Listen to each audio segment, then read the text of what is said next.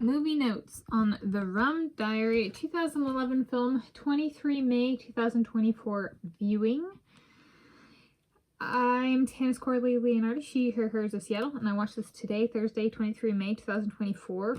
And my description is as a fiction film about a man hired to work at a local newspaper in Puerto Rico.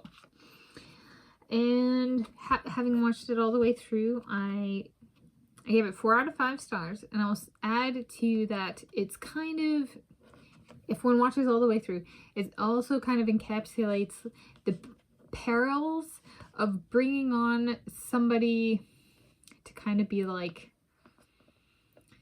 the big star of the newspaper, so to speak. And this came out back in 2011, and it was about the time where there was a lot of what print publications are going to make it in a digital age. You know, all of these print publications and newspapers and stuff are going to go out of existence, and they're not going to exist anymore. And a lot, I would say all, well, not all, but like a lot have made that transition to having online offerings as well as in-print offerings. And there's a bunch of new, primarily like digitally focused publishers.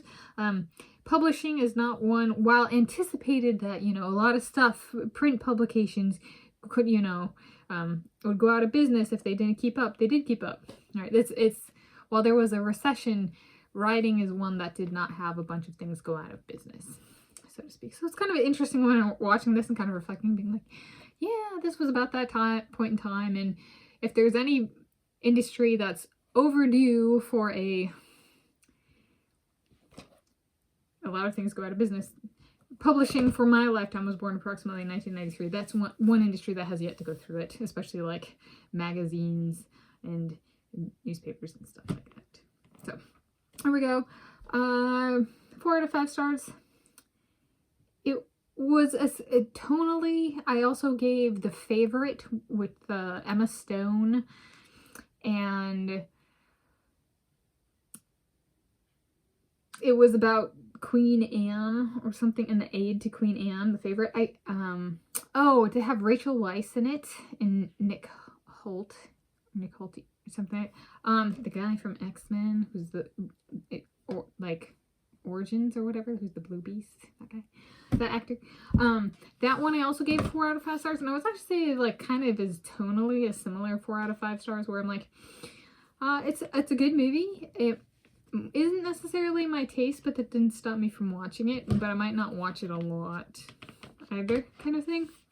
Amber Heard was, I did actually see this on TV.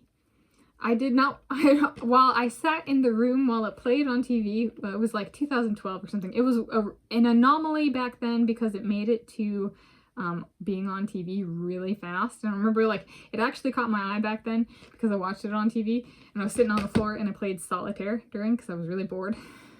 And so I didn't like technically watch the movie, but I was there for the duration of the movie.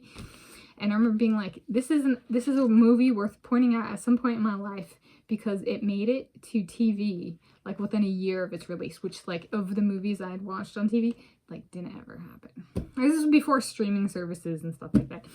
At least in this household, I can't think thing. So yeah, or a large volume of offerings on streaming services anyway. So that, yeah, so I'll bring that on. And I remember watching it and seeing Amber Heard. I have a Befriending Amber Heard playlist on this channel. And I remember being like, she and I have different body types, and we do not look alike. She looks a lot like someone I competed with in sports, but was on my team, my high school team, and multiple sports. Celia Danielson, who was a model, and like, I think she was IMG even, and like at least auditioned for the Victoria's Secret fashion show, and was like, she got in like Teen Vogue and ad or something like that. She did some pretty, and was in magazines. But Amber Heard looks a bit like her, like she did. And in this movie, and I just remember watching, she has a thigh gap in this, and she's toned in ways that I have not been toned, and had not been toned as of like the time I was doing this. And I remember it was a different movie to watch, because I was like, this is somebody who I can genuinely like appreciate, because I do not have the same body type of. And I was happy that I was at a place where my weight had fluctuated enough and my performance, like athletic performance levels had fluctuated enough that I had enough variability in my physique to know that I could not be her body type even if I tried. All right, so it was actually a really maturing movie for me to watch and like introspection. So yes, I just remember that as this viewing. And I actually did, since I played solitaire the first time through this movie, so I listened to the whole thing, but I didn't watch it. I was like, I made sure, I literally watched the screen for the entire time.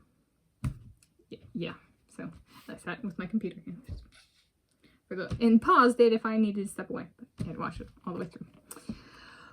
Okay, and this reminds me, my boyfriend Josh Kerr has the following ready to go for when I move in with him. So it's not the scene in this movie where the Aaron Eckhart character throws the suitcase with Amber Heard character belongings over the fence or gates of the driveway to the Johnny Depp character.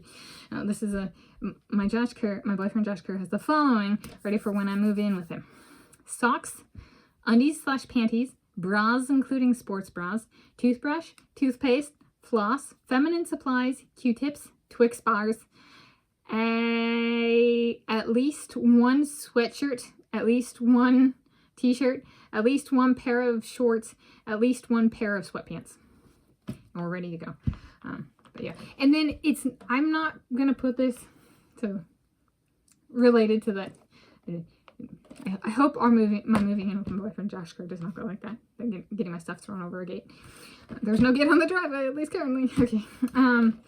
Yeah, and anything else? Yeah, at the end it said in memoriam or something like that of Hunter S. Thompson. Yeah, I don't have a photographic memory.